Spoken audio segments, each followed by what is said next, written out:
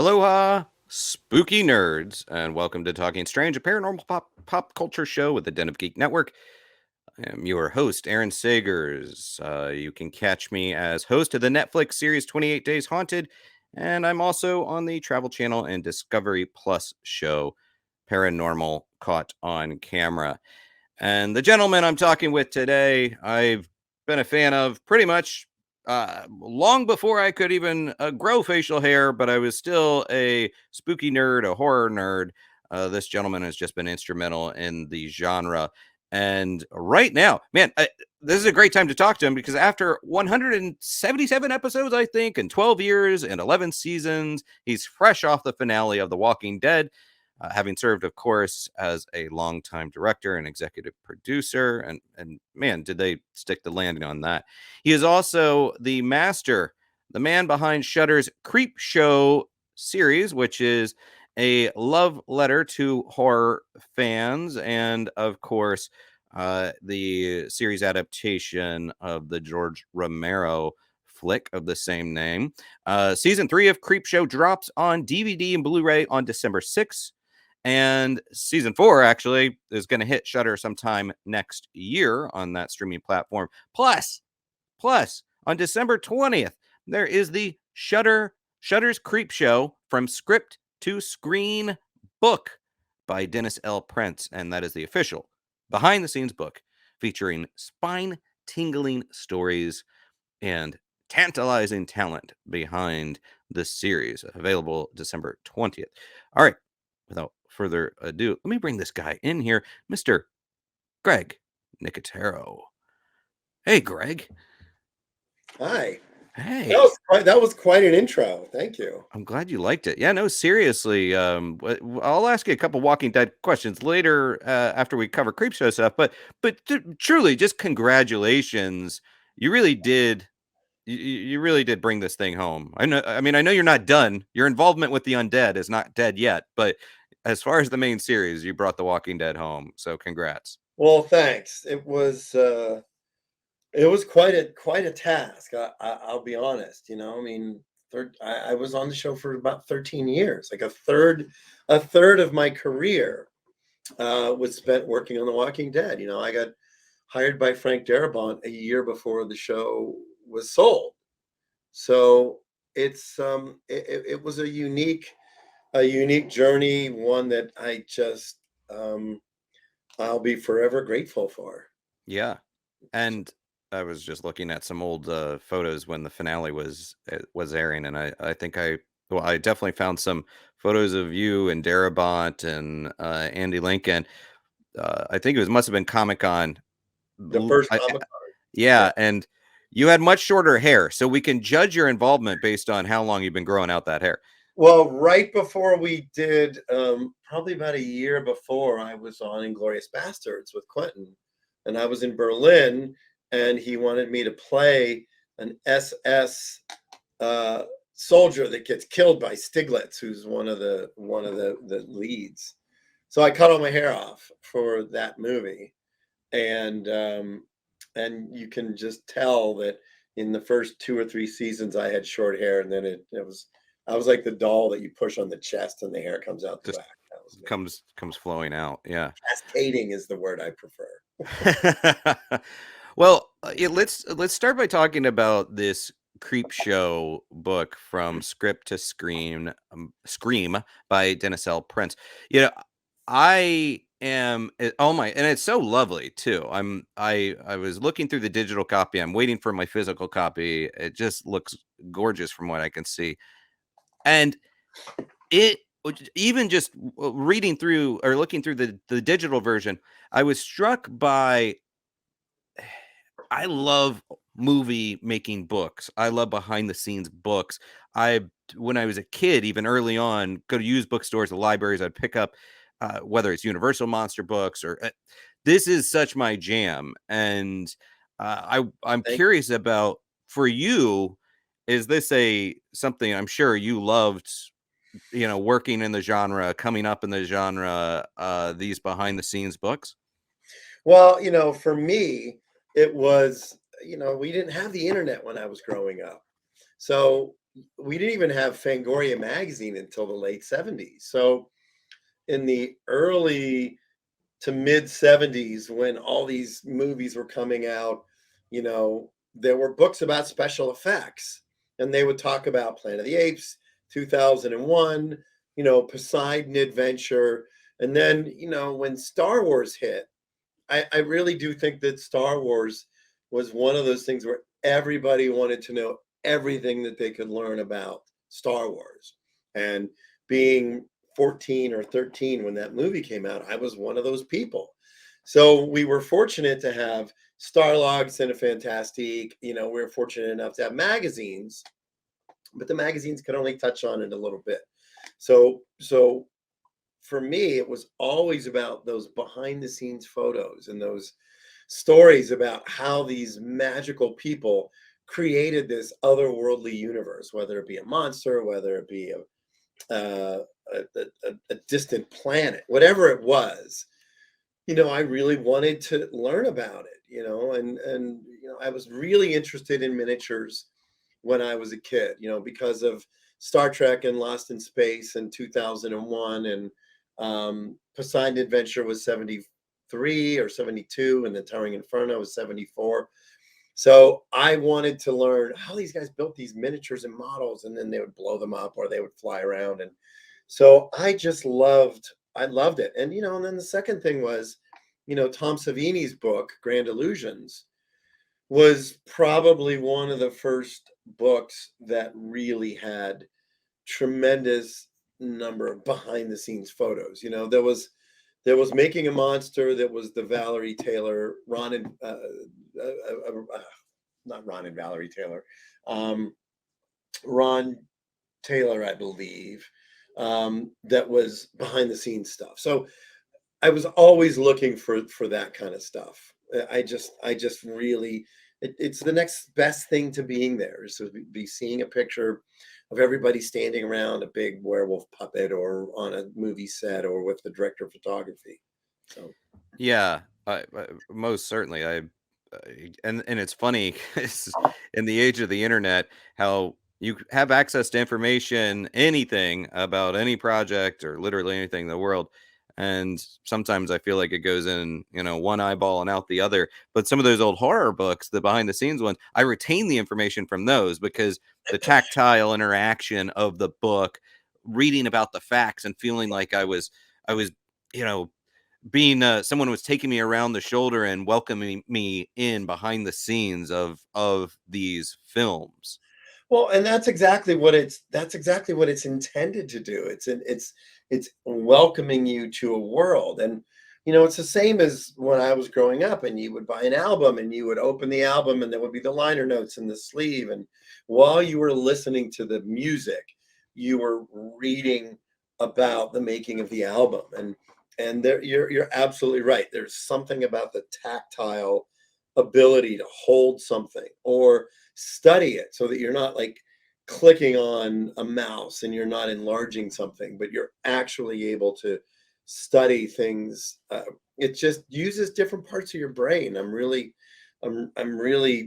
wholeheartedly believe that when you're holding a book versus when you're looking at something on a computer, you're using different parts of your brain. So Oh, for for sure. me, I really wanted to not only celebrate the amazing people that worked on the show over the seasons, but I feel like my one of my life missions is to preserve George's legacy. George was the guy who brought me under his wing when I was young and hired me, and so being able to make the series and talk about George and what he and Steve King did, um, just fills me with a tremendous sense of duty and gratitude. So it's really great, because if Walking Dead has taught me nothing, it's that I'm paying it forward. There's a lot of people that I meet on the street. There's a lot of people I meet at conventions that want to do what I do because I inspired them in some capacity or some way. What they don't realize, excuse me, is that I was the exact same person 35, 40 years ago, meeting Tom Savini and George Romero and Stephen King. I was the same person. I wanted to do what they did because I was just so inspired by their voice. So, if nothing else, between Walking Dead and Creepshow, my hopes and my dreams are to really be able to pay it forward to this new set of up and coming young filmmakers. So the book celebrates the production designer and the director of photography and the props and even the artists who designed the creatures and created the creatures. So I Yeah. didn't want it to just be a making of book that just featured the art of. I didn't want it to be a making of book that was just the special effects. I really wanted to give people a glimpse into what it was like to create this show from day one to through post-production and visual effects and music and everything. And I haven't really seen a lot of making of books that sort of encompass the filmmaking process that thoroughly. We talked to the writers, we talked to the different directors. So it really was important to me that I had a lot of the crew represented, and that it provided sort of like a little Bible for what it's like to make a very inexpensive show and make it look expensive. And it's a fun show too. I mean, it's great how I just tend to keep crossing over with other folks, either through interviews like this or other scenarios where people are popping up on Creepshow. Like Dana Gould, I recently did an interview with him and talking about his work on it's. So it's a delight. The and the book itself, it features entirely new artwork, the comic art chapter openings, correct? Yes. Well, I had a bunch of artists during over the seasons, but there was one guy in particular named Mike Broom. And he works here at Canby as one of our designers. But I initially met him at a convention, and he had this painting of Reagan from The Exorcist that I absolutely fell in love with. And he gave me this comic book that was based on Lucio Fulci's Zombie. And so I was always an admirer of his style and of his work. So when the Creepshow book came up, the goal really was to maintain that style and the aesthetic that he was in part responsible for. So each of the chapter headings is a drawing, a new sort of drawing with the creep, sort of introducing each chapter. And the one of me I'm particularly happy with, because it's got like jaws coming out of the stomach, and it's got sharks, and it's just kind of it's a really great. Yeah. Look how happy I am. I know. I mean, it's just crazy that there's a face hugger, there's a film reel, there's a creature, and then of course just all the little things. And I think for me, one of the most fun things about doing Creepshow was being able to put those little Easter eggs in, those little things that I know I'll get them, and the people that are watching the show will understand, because it's all a love letter to everything that we hold near and dear to us in the genre. So Mike has done that very well in sort of capturing that same spirit. Yeah. And yeah, I certainly don't want to see you eviscerated, but I suspect if you were, it would just be a bunch of movie memorabilia and whatnot that would Oh, just for sure. Like I had an pile out of MRI, and that's exactly what's in there. Yeah. There's like, there's the tooth from the Ben Gardner's boat from Jaws. There's all kinds of weird shit in there. Yeah. The the book also, and you mentioned George's original film with Stephen King, Creepshow. So that's celebrating its 40th anniversary this November now, pretty much. And it so that film, I'm a November baby. I just had my birthday. So that movie came out and I was young enough to watch and be terrified by that movie, but also appreciate the humor of it. In fact, the cockroach sequence still torments me to this day. But You do. You also include imagery and anecdotes from the original Creepshow. Well, you can't celebrate Creepshow without talking about Steve and George. And you know, I, it's such a it feels strange even talking about how I became involved in the universe and how I met George.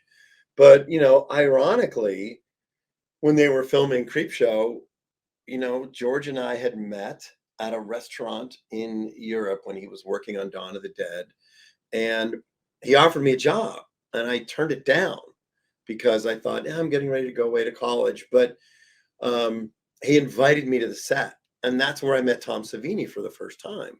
Was going to the set of Creepshow.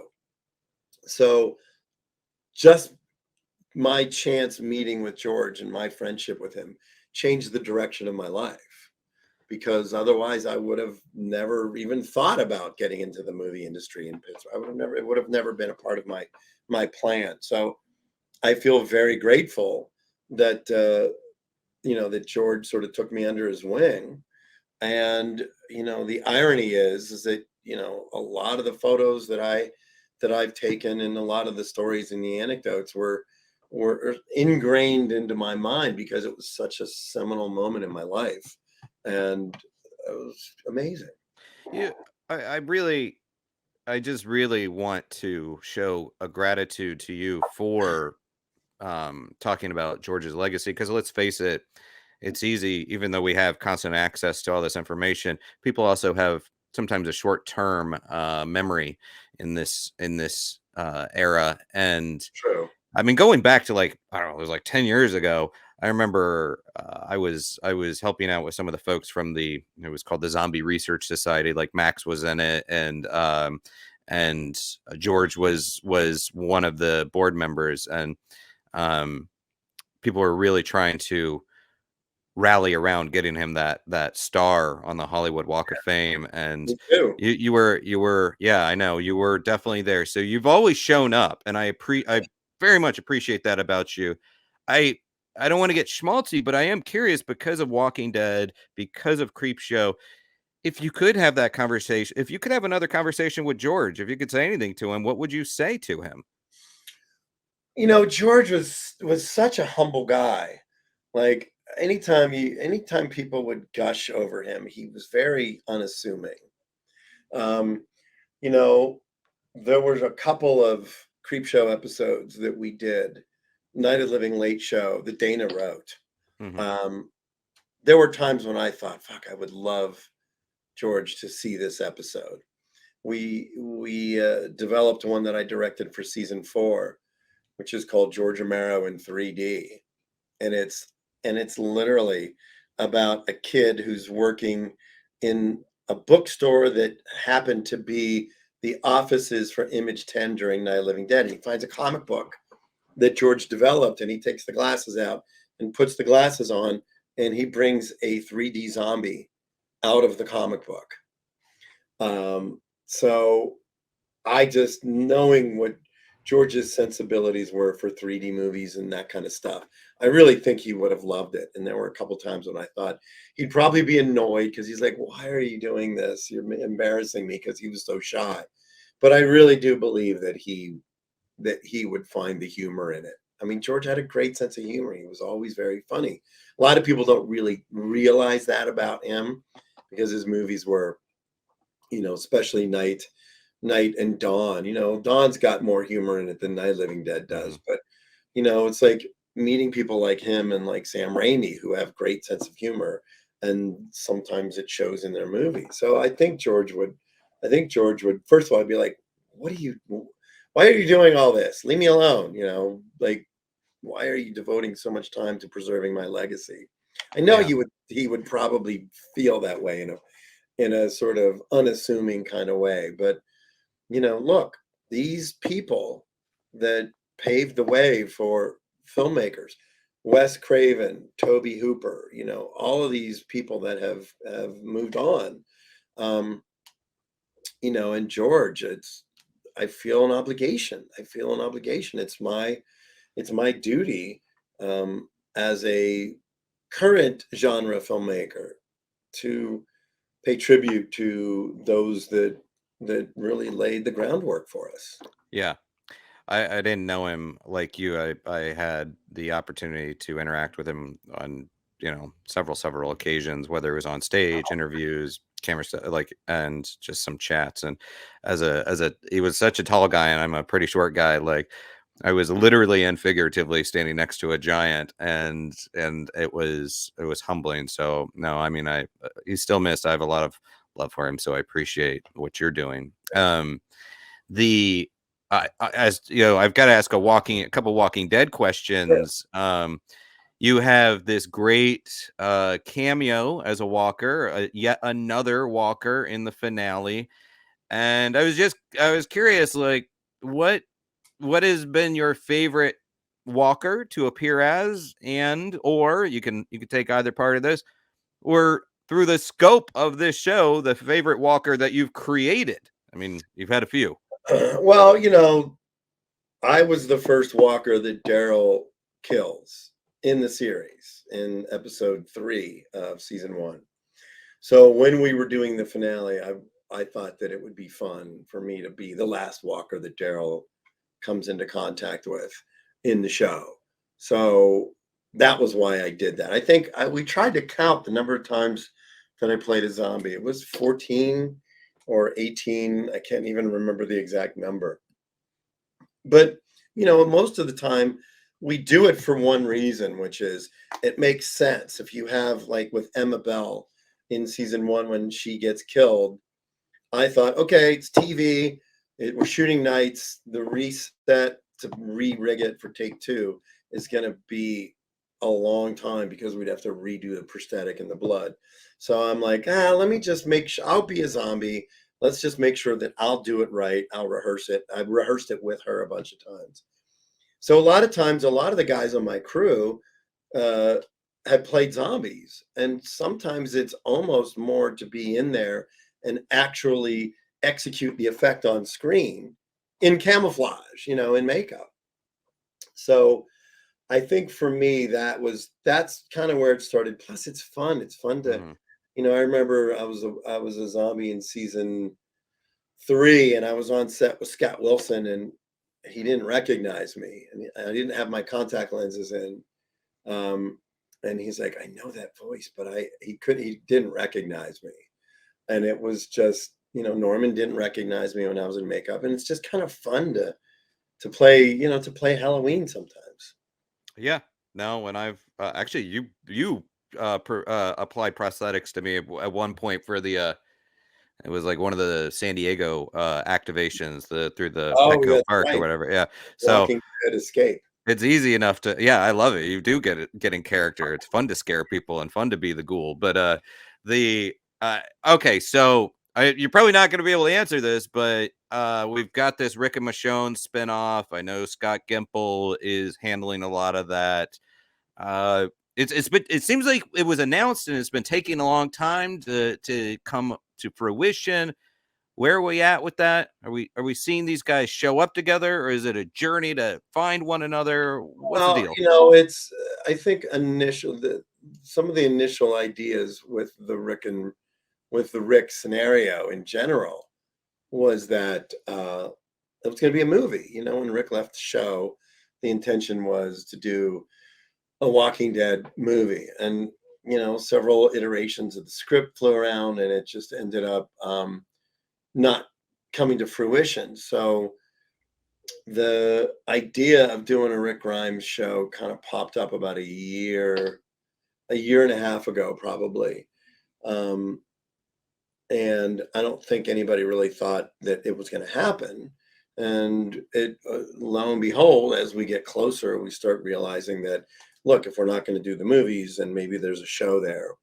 And you can't end The Walking Dead without Rick Grimes. I mean, Walking Dead was always Rick's story. So I think it's as soon as I found out about it and started getting involved, I got excited about it. We went back to Georgia in early August of this year and shot the footage with Andy and Denai.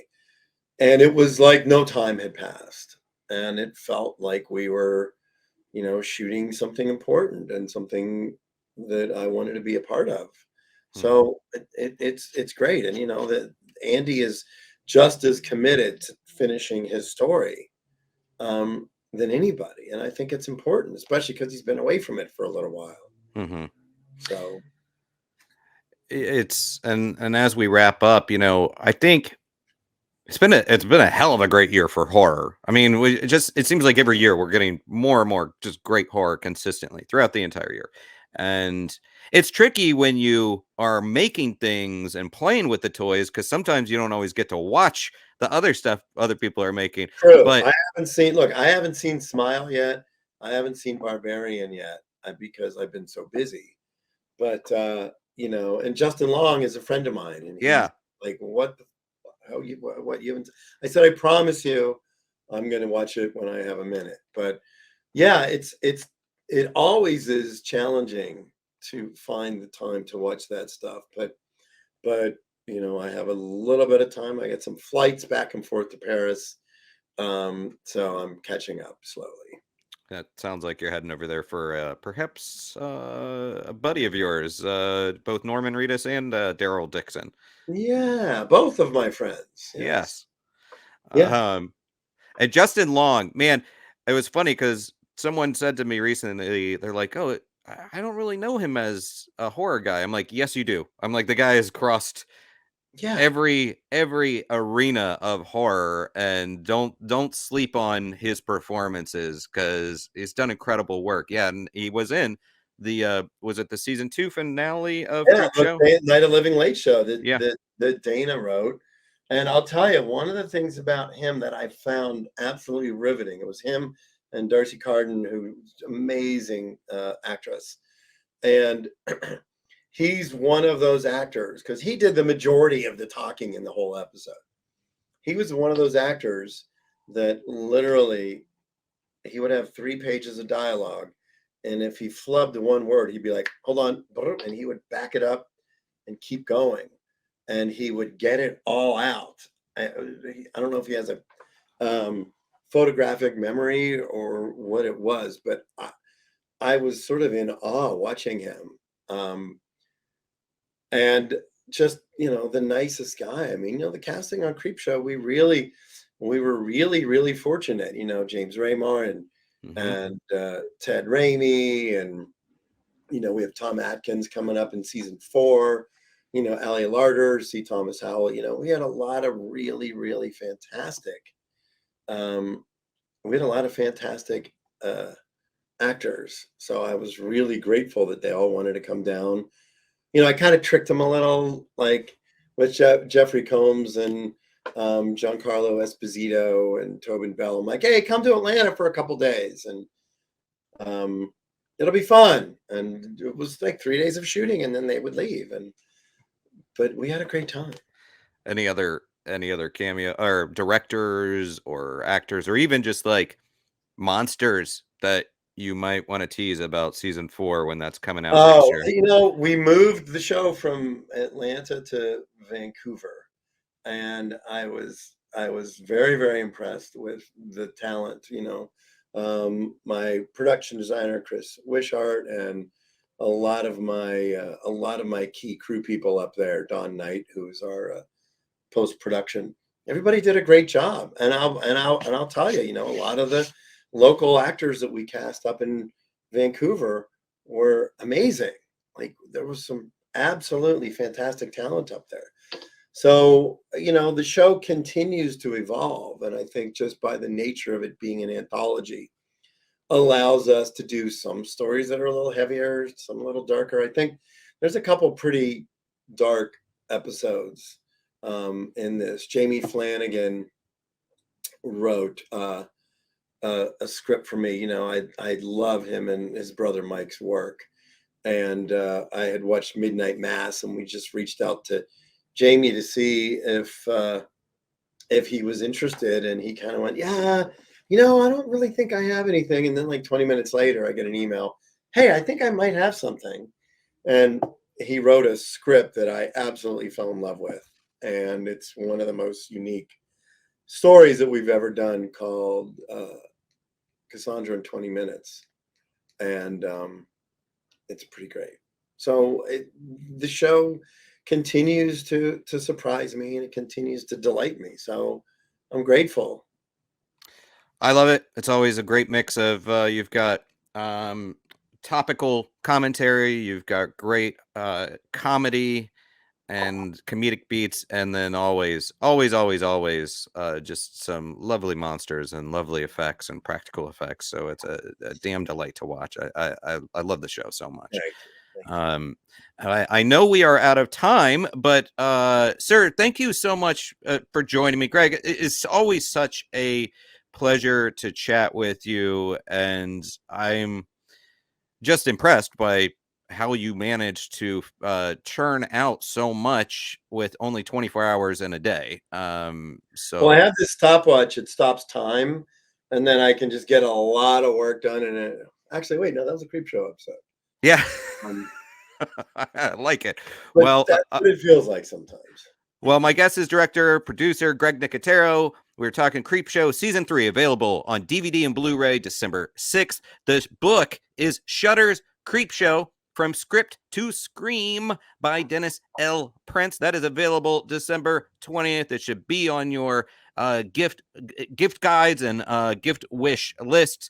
And of course, Season 4 of Creepshow is going to be released next year on Shudder and AMC Plus, and then Walking Dead, there is more from the universe to come. So Greg Nicotero, thank you. And for all of you out there, until next time, be kind, stay spooky, and keep it weird.